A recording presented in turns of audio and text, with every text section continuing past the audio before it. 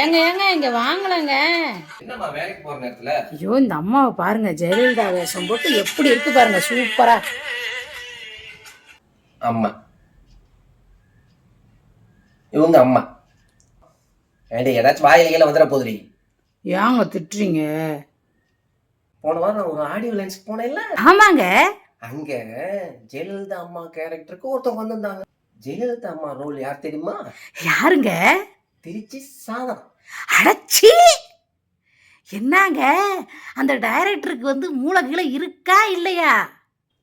என்னமோ போடி, சினிமா நாசமா போயிட்டு இருக்கு. ஆனாலும் இந்த அம்மா ஜெயலலிதா மாதிரி தான் இருக்கு.